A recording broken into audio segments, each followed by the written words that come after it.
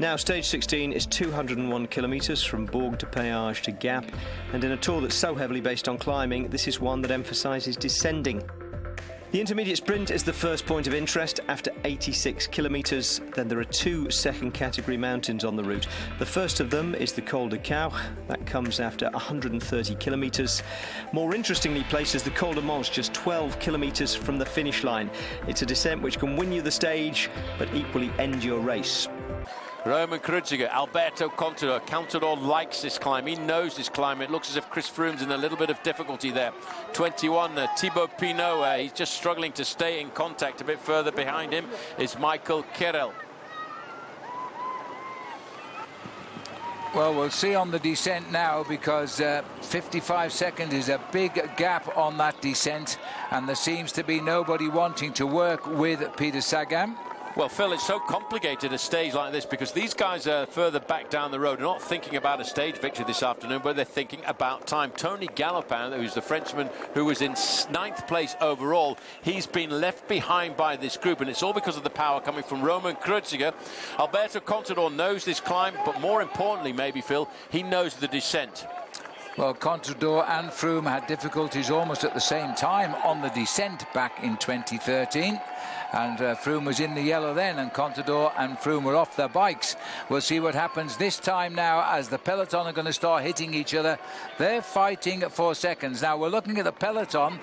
Race Radio is saying that Peter Sagan... Oh, no, look at that. That was a lock-up of the wheels by the leader, Platzer. That was a flashback. He settled back in as he continues. I'll tell you, this is a tricky way down. It's a very tricky technical descent, and you have got to be very careful going around these corners. As we mentioned, Phil, you've got that big problem with the tar starting to melt, which makes it much more precarious. You can lose adhesion in the corners very easily if you come into them at the wrong speed and at the wrong angle. Look at this. Look at this. Jam's on now. If he overshoots, what does that say for the rest? Because he's the best bike rider. Well, I was getting reports that Peter Sagan had attacked her. You know, this guy is probably the best bike handler in the business, and he will take every possible risk going down this descent. He knows, Phil, it's a huge deficit to try and bridge on a gap. We're inside of the last 10 kilometres, the last 6 miles of racing, and going downhill like this, that's not much more than 10 minutes of racing into an aerodynamic position. He sees the next corner coming up. He starts to line himself up, goes back over the back wheel a little bit just to put the weight over the back wheel so he can get adherence around that corner. If you see the way that Peter Sagan shifts his body weight on that bicycle, I'd be convinced he was riding a Moto Grand Prix. Well, I'll tell you what, Phil, it's almost like a 2-for-1 here. We've got two races going on for the price of one this afternoon. We've got a race for the glory of winning a stage into Gap, and that's why these guys we're looking at here are taking all kinds of risks to try and get down to the bottom of this climb first and win the stage. But in this group, a little bit further down the road, 18 minutes behind, they are thinking about the positions in the overall standings to win the Tour de France after 3 weeks, and that's why Chris Froome can expect to see challenges coming but once look at this the group. descent The group starts. is only containing the favourites now. They've blown everybody else away here in the main field. You've got TJ Van Garderen, all the men that matter. The chase goes under 5 kilometres to go. We're finding a new star in the Tour de France here, because Jonathan Pantano is the rider in our camera, riding his first Tour de France. He's a Colombian. He's trying to stay with Peter Sagan. The question is, has this man got enough? It's coming down very, very quickly. He's still holding on to 35 seconds advantage, according to the race radio. That might be enough, but it's downhill all the way to the line now. 4 kilometres around that corner. Every inch of tarmac that he can, he's using. He swings it around there. He knows her now a little bit further down there. Ruben Platzer is onto the flat road. He's used all of the technical descent. He now has a half a minute's advantage. Watch this here. Peter Sagan, it is magic. It is poetry to watch the way this man handles the bike, although there it's a poetry to watch the way he corrected his line around that corner. As we look at Ruben Platzer here, Phil, he's got a 450-metre advantage over the second-place rider on the road, Peter Sagan. Sagan has finished in second place 8 times over the last couple of years. He hasn't won a stage in the Tour de France since 2013. He's won the King of the Sprints competition 3 years in a row. He is itching. He will do everything he can to close down 450 metres, but it's going to be so very, very difficult. Ruben Platzer is trying to push on now for what would be the biggest victory of his life, and his career started 16 years ago. And he's a man who's coming back from a broken leg, which he broke in Spain in 2011, and now he's back at the height of his career. The camera's staying on Peter Sagan. He's been in second and third more times than anybody else this year in the Tour, but he hasn't been first, and now it's being robbed by Ruben Plata here. The biggest moment in the 35-year-old's life, this. Wisely checks over his shoulder, but he's going to get his stage-winning gap. It's a long straight here, Paul. It is a very long straight. You can now see the banner across the road. He daren't look over his shoulder, though. He knows at this point, though, he's shaking his fist. He knows he's got the victory. He's the man who took the bull by the horns. He's the man who took the risk to go away on that climb. And he actually also took a number of risks on the descent. As he zips up, this has been a huge moment for him, and a long, long, long breakaway, 3 kilometres out on the second longest stage of the race of 201. He's first home, and in the distance, it's another second place for Peter Sagan. But also, Paul, more points in green jersey. I think today he probably took enough points to have won that green jersey in Paris. But Phil, I don't think he was thinking about that competition this afternoon. This is a man who's been itching to get a stage victory. Coming alongside him, up behind him there is Pantano, the Colombian rider, and for Peter Sagan now, you know, he tried. Never mind, he tried. But what about the man taking third? Celebrates Colombia's Independence Day. First time Tour rider, third on this stage, Jolinson Pantano. Then comes Simon Geschke, Bob Jungels, Christophe Reblon.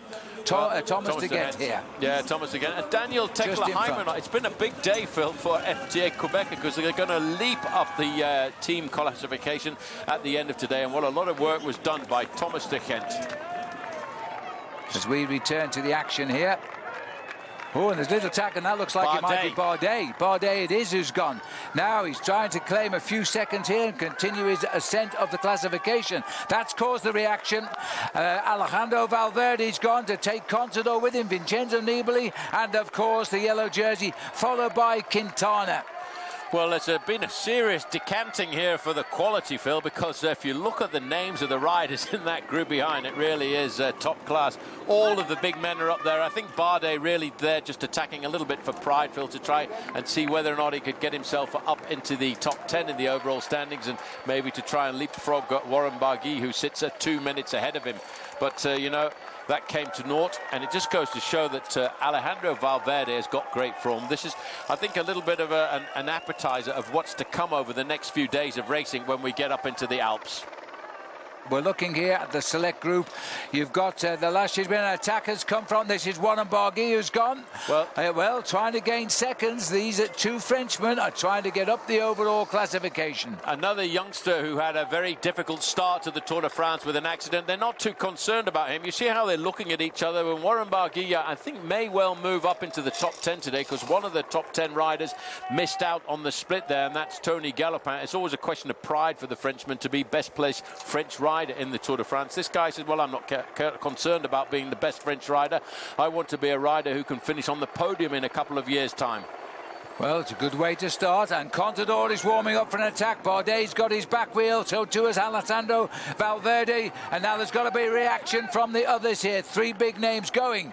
A little lifting of the pace there, as now it is Chris Froome himself who's catching up. When push comes to shove, Chris Froome always takes the responsibility. He knows he can't let Contador, Alejandro Valverde go, and straight onto his wheel is the white jersey, Nairo Quintana. Contador looks back. Look at that grimace. That grimace all over his face there looks a little bit like a smile. Now as Froome starts to lose numbers, it looks as if his teammate there has gone, but Nibali goes over the top. That one might work, because he's got a little bit of time behind to find, and now Vincenzo Nibali, who steadily got back into this year's Tour after winning it last year, he started the move. Contador, is he going to try Hessingis? Robert Hessing now for Lotto Jumbo trying to make the move, but you know, the way they're attacking here on this part of the course just indicates to me that we're going to have a massive battle on the downhill, and I just hope they have had the warning from their team managers about how precarious the descent is, and they know which of the corners to keep a close eye on. Well, Nibali goes over best of the contenders now with the descent starts. Now remember, Nibali has started this race, last year's winner, 8 minutes plus behind, and he's looking now to try and get a few seconds back. Psychologically, he's striking before we go into the high Alps the day after tomorrow. Everybody else here just watching each other and not, frankly, breaking anybody. Bauke Mollema is there as well. These are certainly the best riders in this year's Tour de France, and for the moment, you can throw a blanket across them. Look at this again, Alejandro Valverde. Who's going to react to that one? They've got to go for Valverde. He sits 4th overall in the Tour de France. The two Sky Boys are trying. Wout Poels is trying. And now he's dropping away. And it is now, well, it'll be as long as you can, because both Wout Poels and Geraint Thomas, I think, are just about on the edge of their effort now. This is Poels at the back. 10 riders here as they've now picked up the champion of Spain. Nibali has got 14 seconds. Now they're saying 13 seconds advantage as they're trying to react here. So far, Chris Froome has just used his teammates to defend. He hasn't put in an attack. Well, Froome doesn't have any reason to attack. It's the other guys in this race that need to attack him, and they need to attack him anywhere, not just wait for the uphill finishes, but to attack him whenever there is an opportunity. Alberto Contador knows that. He's an aggressive bike rider. He's a great racer. Look at the way they go around this corner. This is a very technical descent, and just look at the blackness there of the tar as well. That's the indication of where the tar has been melting, but very shortly they're going to come into that corner that so far both groups ahead of them on the road have had a difficulty getting into. All safely round at the moment now. Wout Poels here coming back slowly. All he says, let me get back to these groups. Chris Froome needs me by his side. That's his ambition. As soon as he gets back, he'll try and get up to Chris Froome. That's correct, that, Phil, because as well, when you've got the break like this happening up the slopes of the previous climb, the team cars at the moment could be 1 and 2 minutes behind, so you have to have an extra team man up there in case you've got a mechanical incident at this point. Because if Geraint Thomas, who's 6th overall, or Chris Froome have a mechanical incident this time, you've got to pass the bike. You've just got to get a bike across them as quickly as possible to keep them into the race, because if they have to wait for a service vehicle, no chance. And Valverde is a very good descender there as he leads them down here, and it looks to me as though Chris Froome is trying to mark it. Wout Poels here having a job to get onto the tail as we speed away down to Gap. Don't forget, the winner of the day, Ruben Plaats, is waiting for these boys to finish so he can claim the first prize. He sat down watching these pictures. Yeah, but just look at the yellow jersey. Chris Froome straight up into 2nd position. I think this is the corner. Just watch out for this corner as they come around there. Somebody had his foot down on that bend as they went around that corner, and there's been a crash there on that bend. It was Warren Barguil. Somebody's gone into the crowd as well. Take a look on your right bottom. Well, he was going too quickly. Oh, and he collided with Geraint Thomas, I think. Oh, who really hit the telegraph pole. Oh, dear me. Well, that was Geraint Thomas there as he crashed over the tapes. The tapes, it's not a fence, that. And the spectators that was Barguil's fault, Phil. He was coming into that corner he'd lost control, hadn't he? Yeah. Oh dear. He lost control and split the field here now, because now we've got Valverde, Froome and Quintana. These continue the chase. Warren Barguil has recovered and continues to chase. Let's have a look at that again. There was the hit by Barguil. That was the corner I was telling you about. Crouch on that telegraph pole by poor Geraint Thomas there. That was a hard crash. That was a very, very nasty crash. This man doesn't know anything at all about it, Vincenzo Nibali. He's got joined Barguil, who's hesitating after that shunt on the descent. The descent continues. This is Bardet driving now, and he's picked up with Valverde. Then you've got TJ Van Garderen, who's now moved up right onto the back wheel of Chris Froome.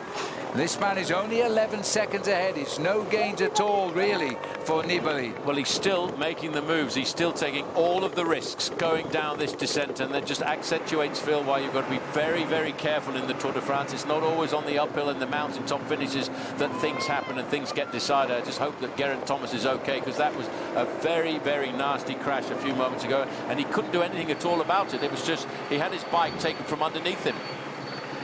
Well, there's no update coming from the race, of course. It is all moving so fast at the moment. But Chris Froome has everything under control in this lead group. He won't be too concerned about the fast descent of Vincenzo Nibali. 11 seconds when you're 8 minutes and 17 seconds behind is not going to cause any concern. Well, and Galopan has lost now nearly 3 minutes there, so he is beginning to tumble away. He's getting very close to the 10th place of Wout Mollema, who's up in this group here. So they are losing time, but they haven't lost their positions overall yet. 16 seconds now, and that little shunt may have set them off the mark as Nibali continues to gain a little bit of time. You see how Froome, though, Phil, is being so very careful. He's moved up into second position. That reduces the chances of any accident happening to him. He's following Valverde down this descent. He's not doing the descent himself. He doesn't want to take any risks. He just wants to keep a close eye on affairs. Steep adverse cambers, right-hander there. Barguil goes through the rider that collided with Geraint Thomas on that descent. 4-kilometre banner, there we are. Well, you know, just talking to Barguil before the start of the Tour de France, Phil, we were asking him about the accidents he had and if he was a bit of a crazy man going downhill, and he said, no, I know how to go downhill fast. And there, for me, he was taking too much of a risk coming into the corner. Was totally out. He was on the wrong side of the road. Yeah. Alejandro Valverde, well, he's looking comfortable going around here. He's covered all of the time there by Chris Froome. Bardet is up there, TJ Van Garderen, and well, this looks like a man. This is Galopan, isn't it? Yeah, it is Galopan. He's I'm not sure where he is right now, apart from the fact he's nearly 3 minutes behind the yellow jersey group and possibly losing his high place overall. Well, Vincenzo Nibali has come off the descent now through Pont-Sarrazin. He's now on the final 3 and a bit kilometres down into the town of Gap. He gets into the low-profile position. He hasn't got that much of an advantage over the rest. It's between 14 and 15 seconds as this group now comes into the long line down towards the finish in Gap. Well, it's nice to see last year's winner attack. His gains won't be much, but as we go into the rest day, he has made a few seconds gain. The group Maillot Jaune, they're getting a little bit more concerned about just getting off this mountain right now. This man is racing not to get back into contention, but to prove a point. Last year's winner is still very much in the Tour de France, with the mountain still ahead of the Alps. Tomorrow is a rest day. And these boys now have stuck together. They've attacked each other. They've survived the descent. They're all going to come home, I suggest, in the same time. Yes, they are. They're looking at the banner there. That will show them just 2 kilometres left to go to the finish. And, you know... So the situation at the moment is they're all coming home together. They're looking for the kilometre sign. This is Tony Galopan. He's still on the descent. He started the day 9th place overall. He might just about hold on to 9th, but Wout Mollema, it threatens him in front in that group. He's top Frenchman, by the way, Galopan.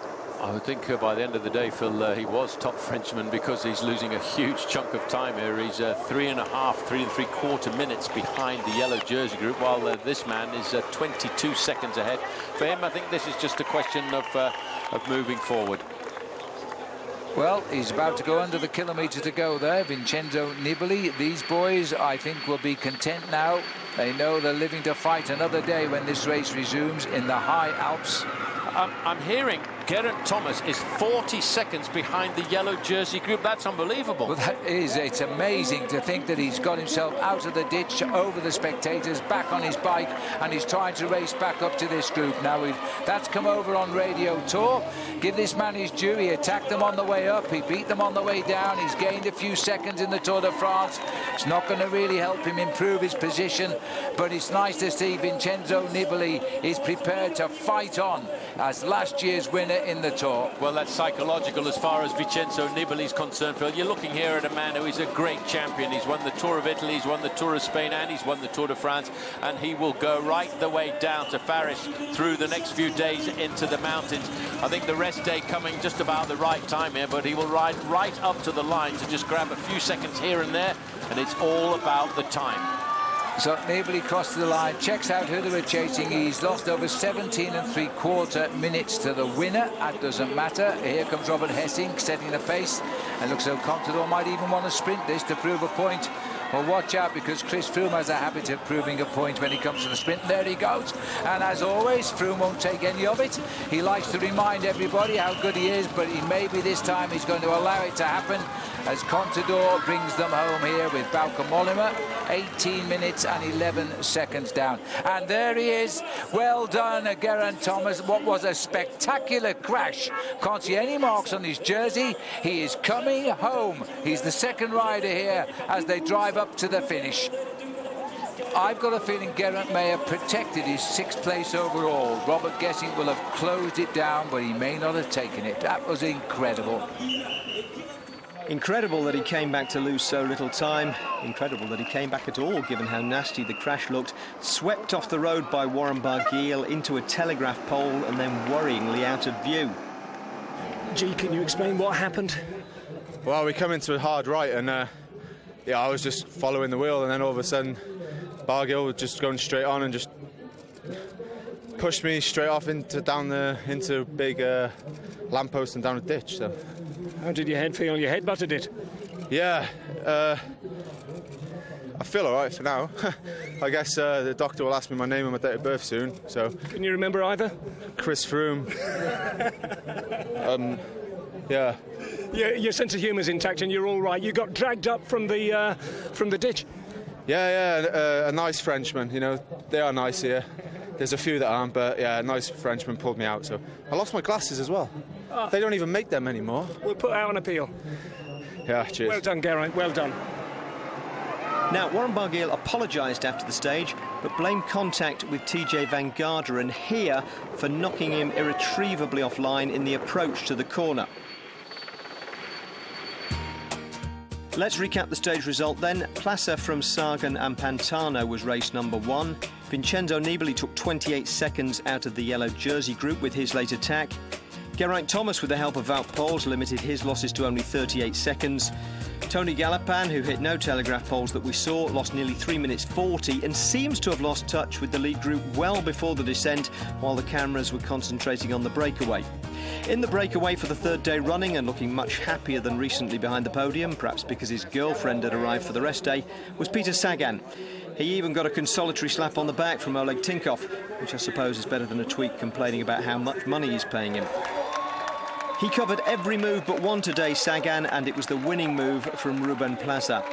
Plaza single-handedly salvaging Lampre's Tour, a team who got no closer to a stage win last year than 4th. Sagan, meanwhile, is on his way to winning a 4th consecutive green jersey, although he still can't win a stage. It's very hard to go for the win when everybody just looking me, and everybody just stay on the wheel and they waiting for what I do or something. It's bad, but after, yeah, I try to attack in descent, and but it's don't was enough for a win today. When you crossed the line, you thumped your chest. What was that all about? Yeah, it's how I taking the energy, you know. Taking energy? Yeah. You're going to need it. It's a Wolf of Wall Street, is it? Is that where it comes from? Yeah. Like we're doing with the teammates, no? Like every morning.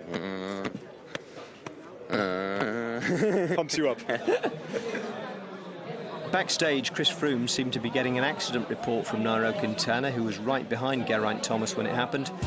No change in the time gap between those two in the GC, or from 3 to 5. 6 to 8 has tightened up, with Thomas slipping back towards Robert Hesink and Vincenzo Nibali moving up. Tony Gallopin drops out of the top 10 entirely, so Bauke Mollema is 9th and Warren Barguil is 10th and leading Frenchman. So rest day 2 looks like rest day 1, only more so. Chris Froome in control of the race with a mountain range on the other side of it.